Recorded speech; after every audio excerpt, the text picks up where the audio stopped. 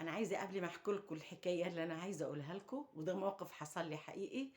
انا عايزه اشكر كل الناس اللي بتدعمني وكل الناس اللي بتبعت لي ولو كلمه صغيره. قسما بالله انا بفرح بيها جدا جدا. بحس ان في حد كده سامعني وسامعاه كده، وانا ما بصدق الاقي حد اتكلم معاه. وبعدين عايزه اقول لكم كمان انا بقله جدا في الفيديوهات، معلش. وساعات كتير قوي تلاقيني بلخبط كده في الكلام لان انا ما بحضرش. انا بتقوم في دماغي حاجه الاقيها قافشه دماغي كده، اطلع ارغي معاكم فيها واطلع اقولها لكم.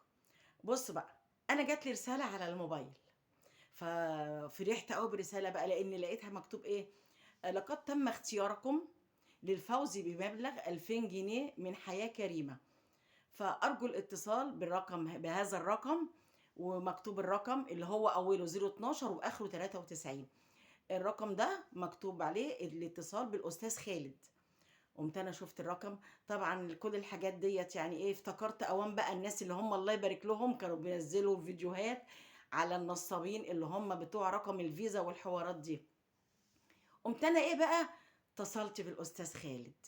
ايه ده يا جدعان، ده تقولي مذيع بيتكلم، ثقه كده ورقي في الكلام وحاجه نصاب يعني.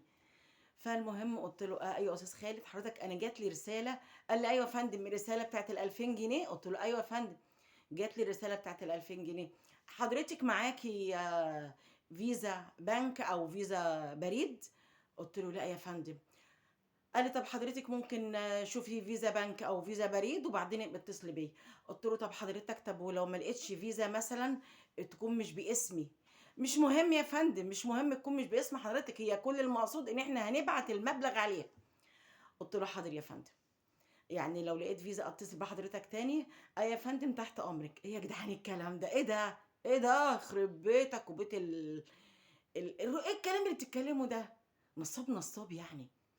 فالمهم ايه، قلت ايه، خش على تروكولر شوفي كده، يعني من باب بقى ايه، الفضول.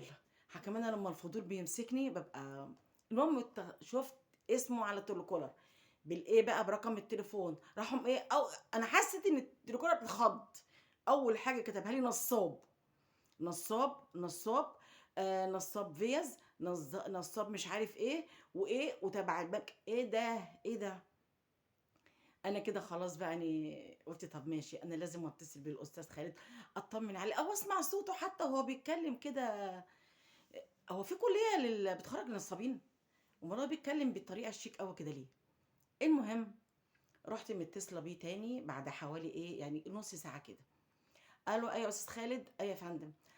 حضرتك انا كنت اتصلت بيك. ايوه يا فندم، ايوه رقمك، رقمك قدامي. ايوه يا فندم، اموري حضرتك جبتي لي رقم فيزا؟ قلت له لا يا فندم، هو ما ينفعش حضرتك تحول الرقم، المبلغ ده على بنك وانا اروح استلمه بالبطاقه، او تحوله لي على البوسطه واروح استلمه ببطاقتي؟ لا يا فندم، ما ينفعش. قلت له ليه حضرتك ما ينفعش ليه؟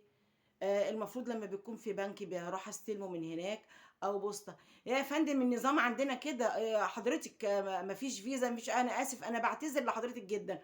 قلت له وانا بعتذر. صحيح، انا عايزه اسال حضرتك، انت قلت لي المبلغ ده جاي منين؟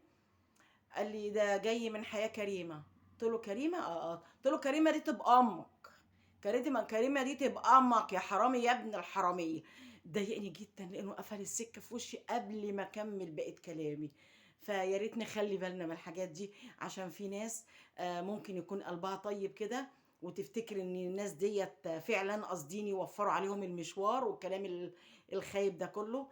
فانا بقول لهم خلي بالكم والنبي من الحاجات ديت، وخلي بالكم من الناس اللي بتقعد تبعت لكم على الموبايل: انت فزتي بشقة مش عارفة تمليك، وفزتي ب50,000 دولار. يا جدعان هي الدولارات دي بتنزل كده من السما؟